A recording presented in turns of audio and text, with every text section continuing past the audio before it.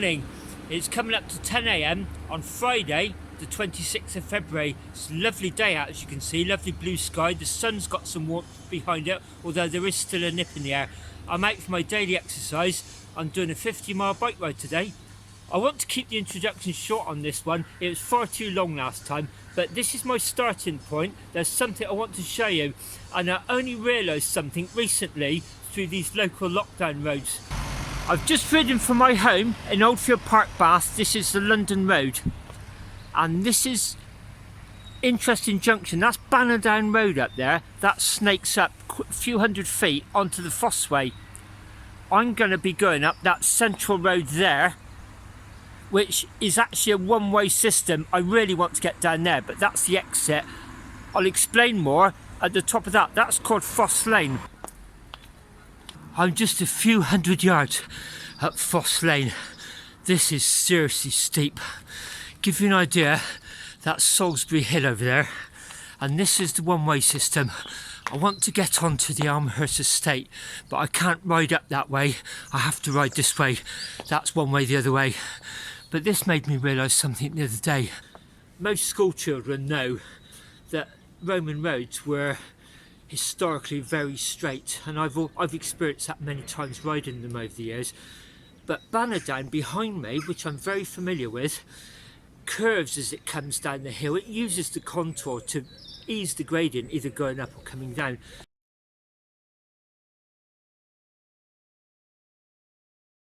And I just had it in my head, oh well, even the Romans wouldn't have come straight down the hill. Well, that's exactly what it appears they did.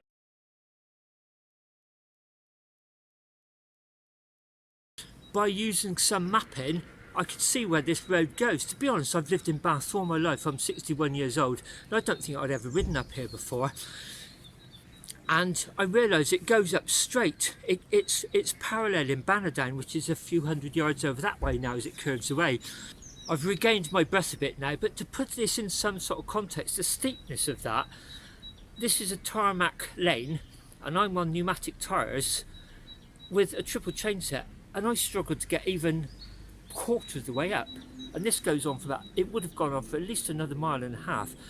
And it was the local lockdown riding that just made me want to try some different local roads that sort of revealed that. And I thought, how on earth did I never grasp that for? I just always assumed the Romans had sort of done what the modern Bannerdown does.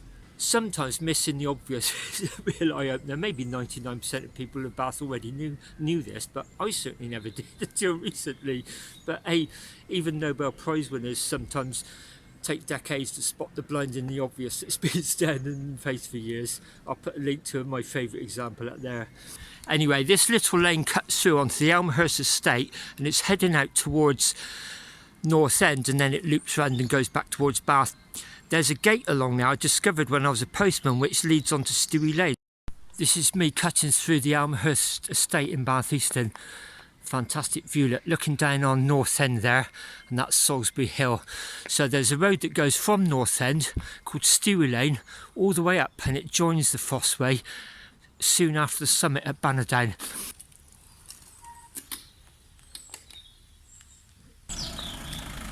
So for the first time ever, the gates open and cars are going through. I've always had to walk through here in the past. You can see it must just be open for emergency access. And they even give you the house numbers where the key's available. That would be North End down there. I'm going to start this long slog up. This is Stewie Lane, and this will bring me out at the summit of Bannerdown.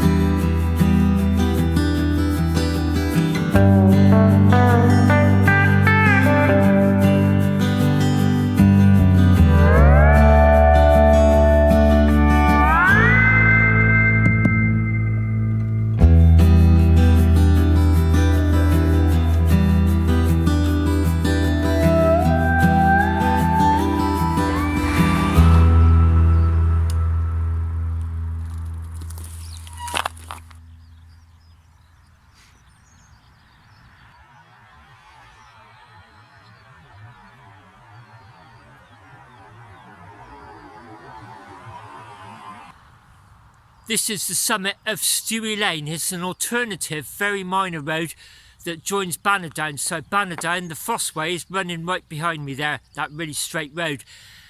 As I understand it, from looking at the map, trying to trace out the old Foss Way, it went in between what I've done today and joins Bannerdown, just back there a little bit. It came right up to this ascent straight. I can see it on a map and it now makes sense, but I just can't quite get my head around how on earth anything could have got up that, or probably more importantly, stopped on the way down. And this is the Foss Way. So Bannerdown is back that way, dropping steeply down into Bath, and this is the direction I'm heading. There's a couple of points of interest I'm going to stop and show you. A few hundred yards after joining the Foss Way at Stewie Lane back there, you come to these what looks like ancient standing stones. I absolutely know zilch about these. The fact they're right next to an old Roman road suggests they're fairly significant. I'll do a quick little bit of research when I get home and drop a link to them in the description below this video. I don't want to do too much history on this video, so there's a couple of other topics I was going to talk about later. A quarter of a mile further on, you can see the main road is forking round to Cullen Airfield. There's one of the very distinctive curved hangers there. What we're going to do is carry straight on that road there that runs alongside the airfield. That is the Foss Way. There is a turning off to the left there, you may just see it. That heads towards Marshfield. So onwards that way, and it literally carries on going straight up and down, up and down, up and down until we get to the Shoe. This is the old Cullen Airfield, which was really seriously upgraded during the Second World War. There's a little control tower over there. Pretty impressive view of the end of the runway. You can just imagine a big Hercules coming, lifting off there or coming into land. I don't think they use it as a military airfield anymore. We're going to carry on along there where that runner is, and then it starts really dropping down, up and down like a roller coaster. As I referred to a few videos back when I went up to try and have a look around Charmy Down Airfield, in the Second World War, that stationed a squadron of Hurricanes that were there. It would be over to my left now. They were there for the first part of the war while this was being upgraded, and then they transferred and it became a secondary airfield. This Cullen became the main one, but as I also discovered on that video, Bath Racecourse was also a Second World War airfield. It was never tarmacked, they just used to use the racecourse. It was known as RAF Kelston.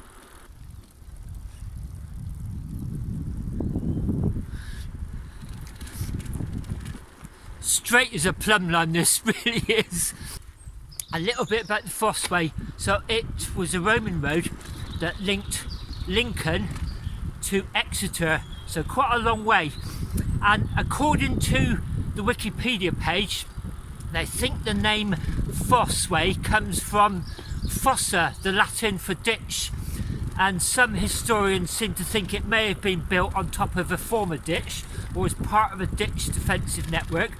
Others maybe alongside it.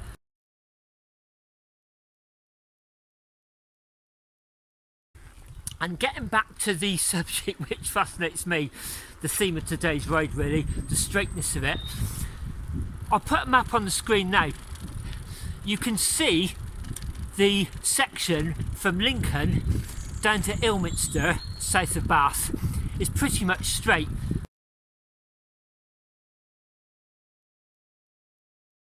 And according to the wiki page, that's 182 miles long, that section, and it never deviates more than 6 miles from being straight. I can't quite visualise what that means, but a quick back of the fact packet maths is if it was 18 miles out, that would be 10%. So a third of 18 is about 6. So 3.5% off of being straight over nigh on 200 miles. I mean, 2,000 years ago, that's a remarkable achievement in my book. And lastly, the section I'm riding now, north of Bath. It was the section between Cirencester and Bath. Cirencester's Roman name was Corinium, Bath Aquasulis. Just before we plunged down the first of the rolling hills, coming towards the end of Cullen Airfield, my old man served in the RAF up there in the 1950s. In fact, that's how he met my mum at a local dance. He'd come down from Falkland in Scotland. So I'm half Scottish, and I guess if it hadn't been for National Service, I wouldn't exist. About a mile or so further on the Foss Way, heading north, we're at the shoe. I've no idea why it's called the shoe, possibly something to do with the blacksmiths, I really don't know. So we're crossing the Bristol to Chippenham Road, the A420. There's a garage there, and our road carries on up there.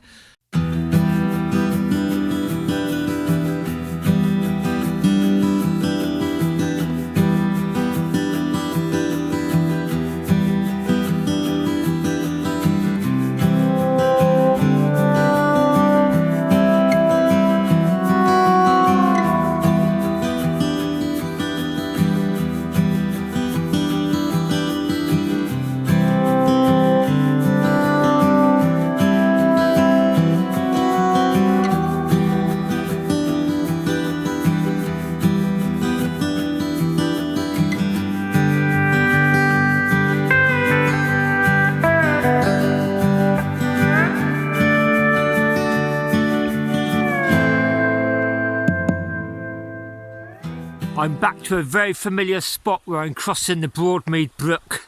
This is where I stopped recently. And it was shortly after this I started thinking about the Foss Way, and it occurred to me this would have been a major place to stock up on water and possibly just stay here a few days, rest and replenish. I mean, this is probably the equivalent of the Watford Gap in their day. There's a yellow tip down there. Wow, there's signs of spring everywhere. One of the signs is the water's not flowing quite as fast, but there's daffodils, crocus.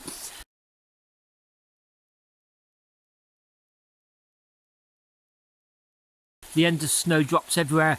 The sun's got some power. In fact, I went out on Monday and I was far too overdressed. I sweated a lot. Wow, what a beautiful spot. So as the other day, I'm going to head up that way, down one final hill, and that's where I'll cross the Gib, or the Gib, however it's pronounced, G-I-B-B. Shortly after that, there's another point of interest where the main road deviates from the original Foss Way. I'll explain why when we get there. Just standing here for a few minutes, really sort of like taking the moment in, savouring it. I'm just thinking I may well camp there sometime. It doesn't look like it's too intrusive or private. There's a conservation area behind there. There's a fence, so I'd obviously need to avoid that. Oh gosh, rush hour on the Foss Way. One coming that way as well. Oh yeah, you're right.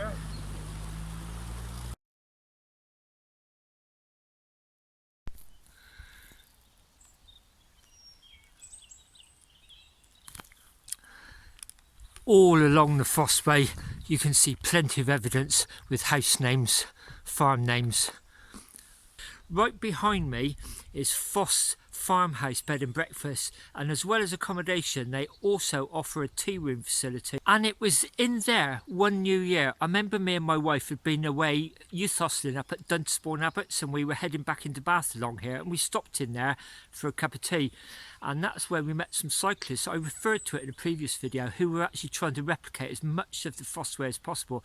I mistakenly said they went through Derby. I now know the Foss Way runs from Lincoln down to Exeter, but I do very much recall them sort of saying it's very, very busy in the Midlands. But the great thing about YouTube is some of the feedback I got from that video, people sort of saying, yeah, it is busy in places, but it's also very nice in places. So I think Thank you very much. You've planted a little seed. I may well try that project at some point. So that's the way I'm going. I'll shortly be dropping down a very steep hill, then the final climb up to the jib.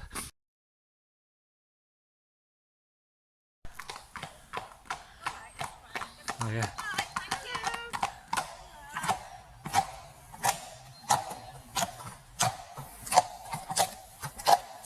I'm just coming up to the jib. However you pronounce it, it's G-I-B-B, jib or gib. It's where the Foss Way crosses yet another road, the Castle Coombe road I took recently. And I got a very vivid memory from this from about 5 or 6 years ago. I vividly remember coming down this hill, heading the way I've come today, actually back towards Bath, and it was the end of my 1400 kilometre DIY from Bath to Lindisfarne and back.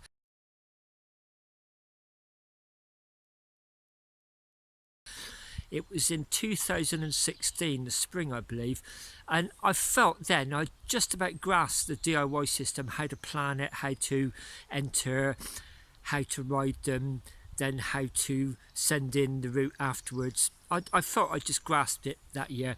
I made a video of it. It's my first attempt at vlogging as well, but the main memory is I thought I'd run out of time on that ride. I decided to finish regardless. I always do, even if I run out of time. And a really important lesson was when I entered that, because it is an unconventional distance, I just used the Audax UK DIY entry form, and it gives you a maximum and a minimum time allowance based on the maximum and minimum speeds. And I forget what it was. It gave me something like 96 hours, and I just accepted that without questioning it. Because it was an unconventional distance, it had given me the wrong minimum speed requirement, which is what I based all my calculations on. And consequently, the first night I did really well. I had a southwesterly wind all the way from Bath to Preston. I got there ahead of schedule actually, and then the next day I headed further north and then crossed the country into this awful headwind. And I was fighting the clock as well, because there was only a time window where I could get across to Lindisfarne and back without getting marooned there for hours and hours, or failing to get across anyway. To cut a long story short, I'd lost a lot of time on the second day, and I was calculating my time allowance compared to the actual reading the Garmin was giving me. And 1 minute I had about 20 hours in hand, and next minute it just seemed to be just being sliced and chopped away. And I sort of instinctively felt something was wrong, and I remember trying to do the maths and I just couldn't figure out what was wrong. And so the analogy I would use is, imagine an airplane taking off a runway and it's just slightly 1 degree off of being exactly straight. You probably wouldn't notice anything to halfway down the runway, then it would start veering off, and I guess by the time it got to the end of the runway it would probably be in a field. And that's what that felt like. By the third night I had about 45 minutes in hand, and I just couldn't believe 1400 could be that possibly hard. And then you start having the self-doubt, thinking, oh, I'm probably too old, I can't do it anymore. But deep down instinctively I thought something was wrong, but I decided to finish it anyway. I always do. I always sort of think, even if you fail on the time, you can still complete the distance. And so I know it's easier to say in hindsight, but when I got there, I think my last little bit of filming before hitting Bath, and I remember thinking, I'm about 49% sure I've run out of time. What I'll do is I'll finish and I'll send the GPX track off to Tony, the organiser, and just let him decide. And that's exactly what I did. I actually got home, shattered, went to sleep after having sent the file off to Tony, woke up to a really nice email saying, oh, you haven't failed at all. In fact, you finished with 8 hours in hand.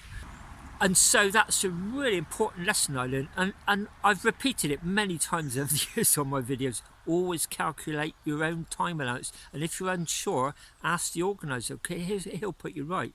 So I spent 3/4 of that ride chasing a time allowance that was just totally incorrect, and wondering, the more tired I got, the harder it was to work out why I was struggling so much. And of course all the self-doubt crept in, and thank goodness I stuck to my guns finishing the distance, even though I sort of thought I'd maybe run out of time. And the reason I'm recounting a few memories is today because quite often locations trigger them. I mentioned it on a recent video, and I also mentioned I was doing this 6 weeks course in neuroscience, which I was hoping may explain it. Well, I believe it has. Like with any new abstract idea you get. I'm still trying to process it. I don't feel I'm in a position to explain it easily at the moment, and I always sort of think you may think you understand it, but you need to be able to explain it in simple terms. So at some stage in the near future I'll try my best to do that. It was amazing. 5 weeks of quite intense, difficult at times material to grasp. Now on the 6th week it all seemed to glue together and make sense, and there's all these revelations. And of course this professor, I mean, she was just saying things that she knew that were correct, and I was sort of thinking that just explains so much. Wow, you know, why don't other people know this? Has nobody ever thought of this before? And I just remember sort of thinking, it just blew my head off, to be honest. So I will try and process it and try and explain it in what I hope is an easy to understand way. So I'm at the Jib. That's where I've just come. I've crossed that Castle Combe to Chippenham Road, and I'm heading this way, and you may see there I'm just about to cut underneath the busy M4 motorway that's heading towards South Wales. That way would be London. This is where the Foss Way road of today now deviates. It goes off and does a kink round to the right and then back to the left. It'll rejoin it a few miles further on. It's heading towards Grittleton, which is where I'm going to finish this video today. When I get to the little place where it deviates, I'll stop and show you. Here's the evidence on the Garmin then. The Fossway would carry on at that lane, but the main road goes off to the right. I'll put a map on the screen now which gives you an idea of what's happening.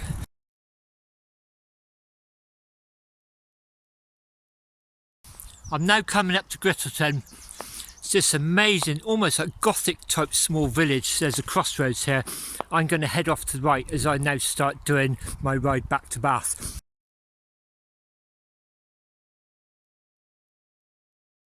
So at the moment the Fossway is going across this field somewhere, and as I go along there it will join again, and then it would head up north, but I'm carrying on west, sort of southwest back to Bath. So I'm going to finish the video here. I did say earlier I'd also talk about a bit of an upgrade to the bike. So it's a rear wheel thing. I'm still on V-brakes, rim brakes, and I've noticed the rims really started to cave in this winter. I haven't been doing the normal mileage, otherwise I would have replaced it months ago. But I've got a brand new wheel from Spar Cycles, and I wanted to replace the cassette and chain all at the same time once the weather gets a bit nicer. That'll be happening soon. I went into my local bike shop, Cadence, said to them the hub's perfectly okay, the rim's probably getting towards the end of its life.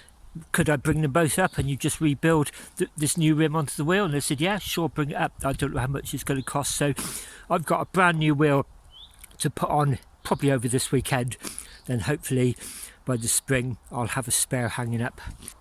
So I'm going to leave you on this really lovely spring day. Head up the crossroads just behind me. Head that way. And next stop, Bath. So hope you've enjoyed the video. Hope you found it interesting. If a little bit nerdy maybe, but as usual, thank you very much for watching. Look out for each other. Until next time.